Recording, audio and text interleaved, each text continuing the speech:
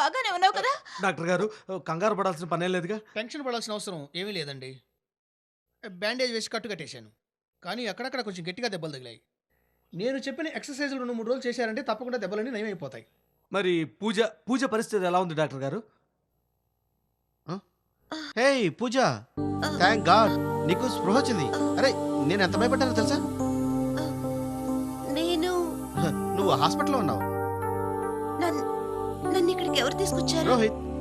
రోహిత్. వాడే నిన్ను కాపాడి తీసుకొచ్చి ఈ హాస్పిటల్లో చేర్చాడు. ఈ పాటికి లేదంటే నువ్వు అయిపోయేదానివి. నేనే అతని మోటార్ బైక్ బ్రేక్ ఫెయిల్యూర్ చేశాను. అతని ప్రాణాలు తీయడం కోసం అతను నా ప్రాణాలు రక్షించాడా? పాప అమాయకుడు వాడు. కానీ పూజ, వాడి వెనకాల నువ్వెందుకు వెళ్ళావు చెప్పు? ప్రేమ్, పూజ ఎవడా వాడు? ఏమిటి పూజ ఇదంతా చేసిందా? దాన్ని ఊరికే వదిలిపెట్టినావు. పూజ, నా రోహిత్ ఏం చేశాడే? వాడి ప్రాణాలు తీయడానికి ప్రయత్నిస్తావా? మా రోహిత్ ప్రాణాలు తీయడానికి ప్రయత్నించింది సార్. దీన్ని ఊరికే వదిలిపెట్టను సార్. నేను వదిలిపెట్టను.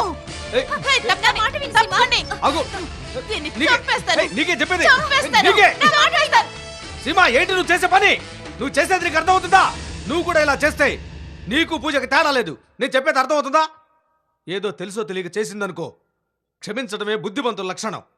ఈ అమ్మాయిని అసలు క్షమించకూడదు సార్. ఓహో, సుఖవిందర్ సింగ్, నువ్వు మూర్ఖంగా మాట్లాడటం మానే. ఇంత చేసిన తర్వాత దీన్ని మనం వదిలిపెట్టకూడదు సార్. వెంటనే పూజను పోలీసులకు పట్టించాలి సార్. ఏంటి ఈ పరిస్థితిలోనా? ఇది పొగరబోతండి. ఒకసారి నా చెంప మీద కొట్టింది. లడ్డు, మీరందరూ మనుషులై ఉండి మానవత్వం లేకుండా ప్రవర్తిస్తారేంటి? ఎందుకలా ఆమెను శాపనార్థాలు పెడతారు? రోహిత్, నీకు తెలియదు, ఇది అందరిలాంటిది కాదు. సీమా, నువ్వు తనకి హాని చేయాలనుకుంటున్నావు. అలా చేసిన తర్వాత మీకు మనుషులన్నీ చెప్పుకునే హక్కు ఉంటుందా? పదమికి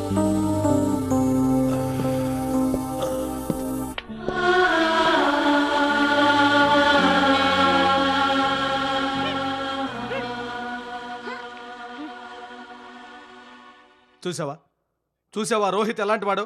అతను చెప్పిన మాటలు విన్నావుగా. అతడు మనిషి అంటే. కానీ ఇప్పుడు తెలిసిందా నువ్వు చేసిన అదో పని?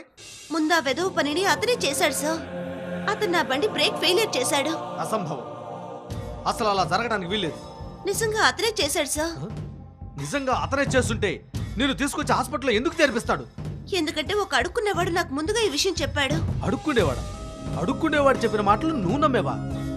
రోహిత్ అలా చేస్తుంటే నిన్ను తీసుకొచ్చి మానవత్వంతో హాస్పిటల్లో చేర్పించాల్సిన పనే లేదు. ఒకవేళ అలా చెప్పాడంటే ఆ భిక్షగాడు చెప్పింది తప్పే ఉండొచ్చు.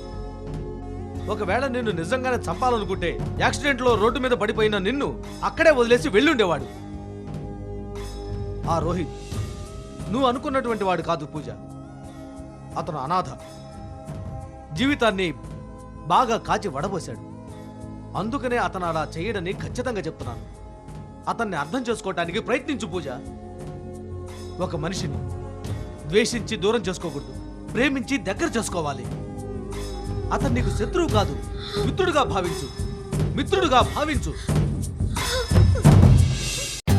For more updates, like, comment, subscribe to our channel.